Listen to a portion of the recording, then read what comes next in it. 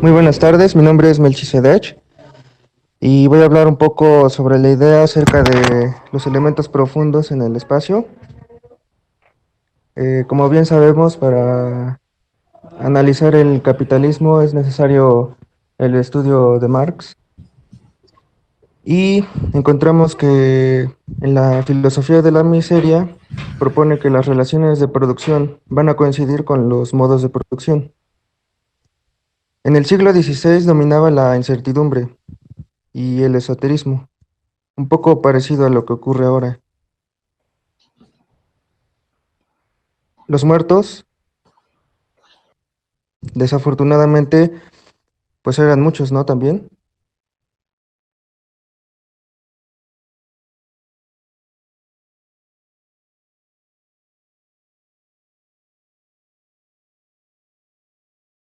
En este caso es la iglesia.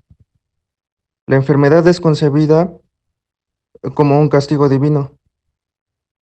Cuando nace la clínica, se reproducen los mecanismos de dominación eh, con los que nace la iglesia, con los que surge la propia iglesia. Y sus instrumentos son los conceptos de pecado y de Dios, ¿no? Que después se transforman en el proletariado y en el capital. El devenir teológico se convierte en esto, en la medicina. Es interesante observar cómo los avances hoy en dermatología son pues muy menores a comparación de los de cardiología, por poner un ejemplo, ¿no? Faltan más estudios en dermatología y hoy es posible volver a hacer latir un corazón después de que éste sea detenido. En la ilustración, el filósofo David Hume fallece a causa de un problema en el sistema digestivo que los mejores médicos de Francia no supieron detectar a tiempo. A propósito de Hume, quisiera hacer un comentario relacionado con las emociones. El fin de abordar el entendimiento en su tratado de la naturaleza humana es llegar al estudio de las pasiones. Y en esta parte de su obra podemos hoy entender algo curioso, que nuestra respuesta ante las emociones es lo que va a determinar cómo se afectan algunos órganos que son los que van a causar las propias enfermedades que podemos padecer hoy. O sea, no solo hay que considerar la imaginación de la mente, sino también las ideas que surgen del alma. El primer elemento fundamental en el análisis del espacio, pues es la representación reprimente. El espacio trata de la exterioridad. Spinoza habla de un binarismo en el individuo, que es el alma y el cuerpo. El cuerpo es concebido como una extensión. Este autor tiene bien claro que la alegría está en relación con la vida y que la tristeza es lo que hay detrás de la muerte. Por lo tanto, hay encuentros de composición y encuentros de descomposición. Hay que escapar de los encuentros desafortunados. Incluso él habla de un tipo de alegría fundada en el odio, cuando alguien encuentra satisfacción en la pena ajena. Los encuentros de composición son afectos que aumentan nuestra potencia de acción. La potencia de acción es precisamente no caer en ese nihilismo pasivo en el cual todo régimen quiere que caigamos para mantenernos tristes y que sea menos complicado controlarnos.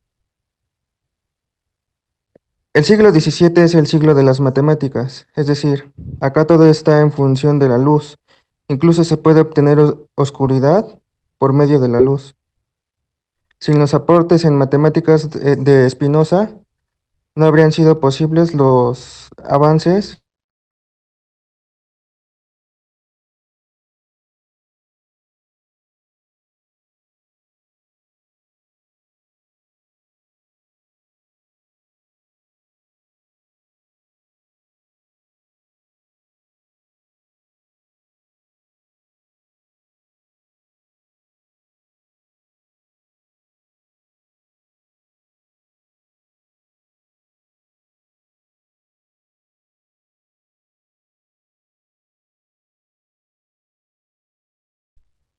el déspota ilustrado, para mantener su hegemonía, necesita de la ley. La ley no es otra cosa más que la intención del legislador. El representante, desde Santo Tomás de Aquino, es una proyección de Dios que se refleja en cada padre de familia, en esa triada. Antes de que los gobiernos fueran un reflejo de las familias, ¿no? Y, y pues las familias eran precisamente eso, un reflejo del gobierno que había. Y hoy podemos observar algunos casos en los que ocurre lo contrario. El concepto de familia nuclear es un dispositivo, pero también funciona como una categoría que ya es defectuosa. Es como en el arte. El arte clásico lo hacen pocos, pero lo entienden la mayoría, lo entienden todos. Hoy cualquiera puede hacer arte, pero también pocos lo van a entender. Vivimos en el desbordamiento, y no es posible regresar a la República de Platón ni a la política de Aristóteles. Hay que darlo todo. Más que vivir el acontecimiento, hay que producirlo. O sea, hace falta producir más sentidos. El capitalismo heteropatriarcal es falocéntrico, y a sus gobiernos no les agrada ninguna forma de pensamiento crítico, ni siquiera, y más aún el movimiento feminista, que va no contra lo dominante, sino ya contra algo hegemónico. La pregunta aquí es la misma que en el caso del fascismo. Hay que preguntarnos por qué se pidió eso. Hoy están cerradas las iglesias, pero la mayoría de los hospitales, si no es que todos, se encuentran saturados, o al menos no son suficientes los que hay. El tercer elemento para el análisis del espacio es el representado desplazado. La clave en la mirada clínica, en ese concepto, es cómo el estado de enfermedad vence al estado de salud. Y aquí hay una forma de represión. Está la represión local, pero también está la represión general. Si consideramos cierto devenir hombre en la mujer y también un devenir mujer en el hombre, la dominación deja de ser masculina. El derecho ve como transgresor todo movimiento revolucionario. El procesado, con miras a ser sentenciado, pierde todo nivel de honradez y honestidad, cuando los mismos que defienden ese sistema son los primeros que lo transgreden. Nuevamente, volvemos a la tesis marxista con la que inicio. Si cambiamos nuestras relaciones de producción, estas corresponderán con las maneras o los modos de producción, ya sea en la industria o ya sea en el deseo, en la producción del deseo. Hay que aclarar algunas cuestiones en lo particular.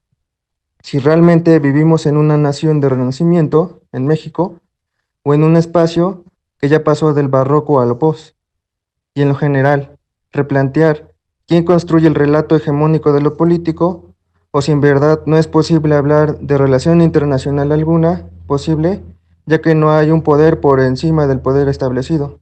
O sea, cuestionando o poniendo en tela de juicio el concepto de soberanía, si es que hay un poder por encima del poder establecido. Igual estoy abierto a algunos comentarios o más preguntas relacionadas con esta breve participación. Muchas gracias. Muchas gracias, Melchizedek. Estamos casi por finalizar.